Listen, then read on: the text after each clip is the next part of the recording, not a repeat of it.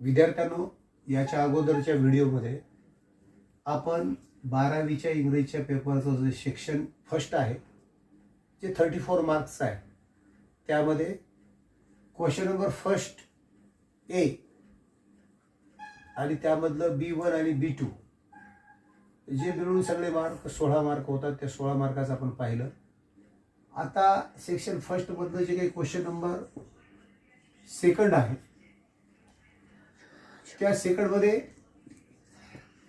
ए भाग जो आहे त्या ए भागामध्ये आपण जो काही अनसीन पॅसेज पाहतो, एक्स्ट्रॅक्ट, ज्याला आपण अनसीन एक्स्ट्रॅक्ट म्हणतो, तो आपल्याला रीड करायचा आहे. आणि तो रीड केल्यानंतर आपल्याला त्याच्यामध्ये जे 30 किंवा जे काही 25 सेंटेन्सेस असतील ते केअरफुली आपल्याला वाचायचे आणि वाचल्यानंतर तो एक्स्ट्रॅक्ट समजून घ्यायचा आहे.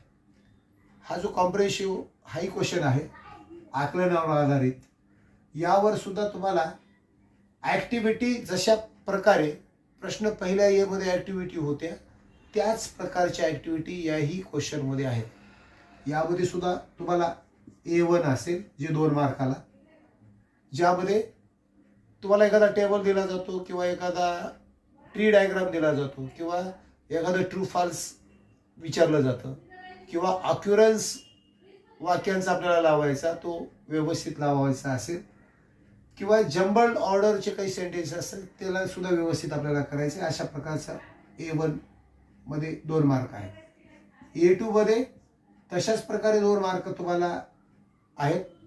रिझन्स असतील किंवा वेगळ्या प्रकारचा प्रश्न याच्यातही विचारला जातो. A3 मध्ये पुन्हा उतार्यावरले आधारितच ॲक्टिव्हिटी सोडवायच्या. त्यानंतर A4 मध्ये तुम्हाला पुन्हा पर्सनल रिस्पॉन्स आहे विद्यार्थ्यांना. म्हणजे जो क्वेश्चन हा किंवा ही ॲक्टिव्हिटी आपण जर पाहिली तर ही ॲक्टिव्हिटी अगोदर तुम्हाला क्वेश्चन नंबर फर्स्टमध्ये होती. फर्स्ट ए मध्ये तुम्हाला A4 ॲक्टिव्हिटी पर्सनल रिस्पॉन्सची होती, त्याला 2 मार्क होते. आणि ह्या 2 मार्कामध्ये त्या उतार्याला आधारित, त्या एक्स्ट्रॅक्टला आधारितच पर्सनल रिस्पॉन्स तुम्हाला सोडवायचे.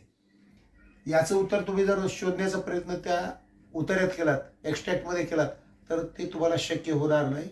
एक्स्ट्रॅक्ट समजल्यानंतर त्याचा आधार घेऊन तुम्हाला त्याला सोडवायचे. पुन्हा A5ची ॲक्टिव्हिटी ही तुम्हाला डू-ॲज डायरेक्टेड आहे. लँग्वेज स्टडी, व्याकरणाचा भाग त्याच्यामध्ये आहे. आणि यामध्ये सुद्धा 2 वाक्य तुम्हाला दिलेले असतील, ज्या वाक्यांनी